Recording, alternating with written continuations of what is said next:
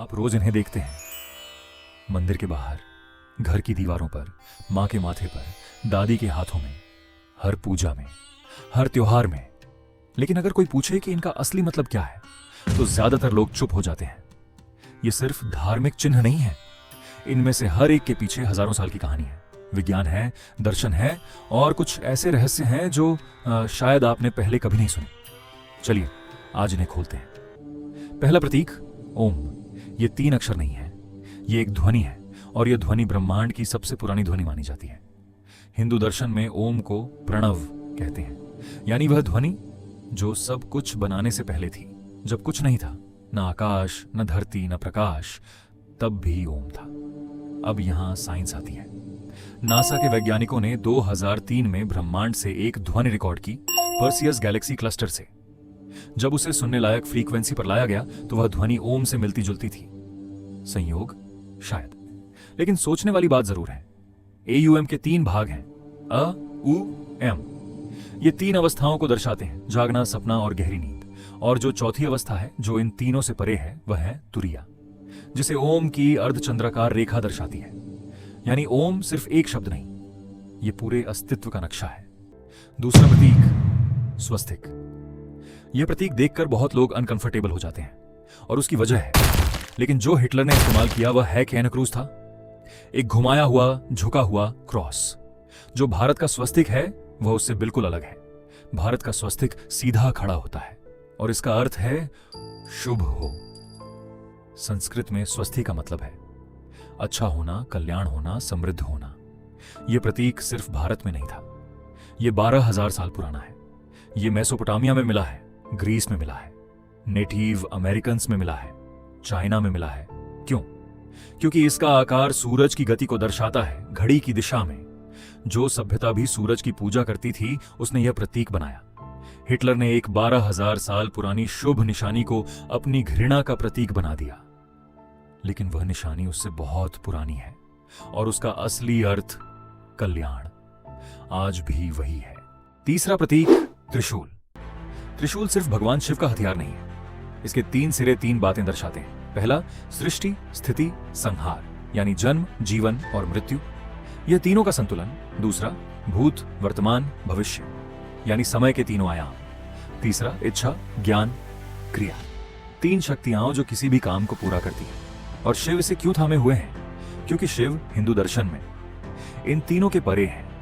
वह समय से परे है, जन्म मृत्यु से परे है, इच्छा से परे है। त्रिशूल यह नहीं कहता कि शिव नष्ट करते हैं, यह कहता है कि शिव इन तीनों को नियंत्रित करते हैं। चौथा प्रतीक कमल। कमल कीचड़ में उगता है, यही इसका पूरा दर्शन है।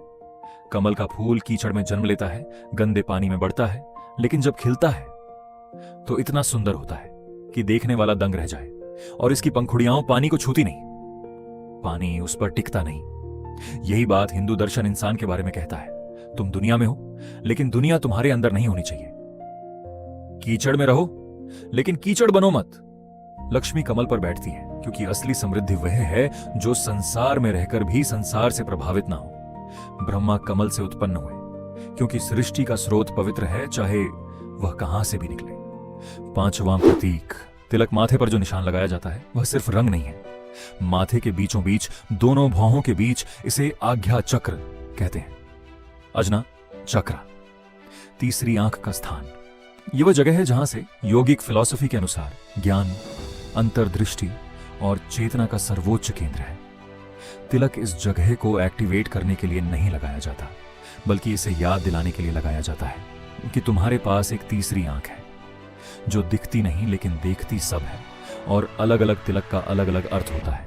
वैष्णवन का यू शेप का तिलक विष्णु की पूजा दर्शाता है। शैवन का 3 रेखाओं वाला भस्म तिलक शिव की भक्ति दर्शाता है। एक छोटा सा निशान पूरी आस्था की पहचान। छठा प्रतीक शंख। शंख की आवाज सुनते ही मन बदल जाता है। क्यों? क्योंकि शंख की ध्वनि एक स्पेसिफिक फ्रीक्वेंसी पर होती है। साइंस कहती है कि यह फ्रीक्वेंसी वातावरण में मौजूद नेगेटिव बैक्टीरिया को नष्ट करती है। इसीलिए पूजा में और युद्ध में दोनों जगह शंख बजाया जाता था। महाभारत में युद्ध की शुरुआत शंखनाद से हुई। अर्जुन का शंख था देवदत्त, कृष्ण का था पांचजन्य। लेकिन शंख का आकार भी देखो, यह स्पाइरल में बढ़ता है, फिबोनाची सीक्वेंस में। वही पैटर्न जो डीएनए में है, वही पैटर्न जो आकाश गंगा में है। प्रकृति एक ही पैटर्न में बनती है। शंख उसका जीवित उदाहरण है। 7वां प्रतीक कलश। हर शुभ काम में कलश रखा जाता है। कलश यानी मिट्टी या तांबे का घड़ा जिसमें पानी भरा हो, जिसके मुंह पर आम के पत्ते हों और ऊपर नारियल रखा हो। यह सिर्फ घड़ा नहीं है, यह पूरे ब्रह्मांड का प्रतीक है। कलश का गोल पेट धरती का प्रतीक, उसमें भरा पानी जीवन का स्रोत। आम के पत्ते 5 तत्वों का प्रतीक, आकाश, वायु, अग्नि, जल, पृथ्वी। नारियल मनुष्य का प्रतीक, जिसका बाहरी आवरण कठोर है लेकिन अंदर अमृत जैसा जल है। जब कलश स्थापित किया जाता है तोमर द्वारा, तो मान्यता है कि उसमें तीर्थों का जल, देवताओं की शक्ति और ब्रह्मांड की ऊर्जा आ जाती है। यानी एक छोटे से घड़े में पूरा ब्रह्मांड समेटने की कोशिश। इन 7 प्रतीकों को देखो। ओम ब्रह्मांड की ध्वनि, स्वस्तिक सूर्य की गति, त्रिशूल समय का संतुलन, कमल जीवन की पवित्रता, तिलक चेतना की याद, शंख प्रकृति का पैटर्न, कलश ब्रह्मांड का लघु रूप। ये सिर्फ धर्म नहीं है, ये उन लोगों की सोच है जो हजारों साल पहले जीते थे और उन्होंने इस दुनिया को, इस ब्रह्मांड को, इस जीवन को समझने की कोशिश की और जो समझा उसे इन प्रतीकों में छुपा दिया ताकि आने वाली पीढ़ियां भूलें नहीं। अगली बार जब आप मंदिर जाएं या मां के माथे पर तिलक देखें या घर में शंख की आवाज सुने, रुकिए एक पल के लिए और सोचिए, यह निशान यहां क्यों है? इसे किसने बनाया और इसे बनाने वाले क्या कहना चाहते थे? जवाब हमेशा से वही था, आपने बस कभी पूछा नहीं था।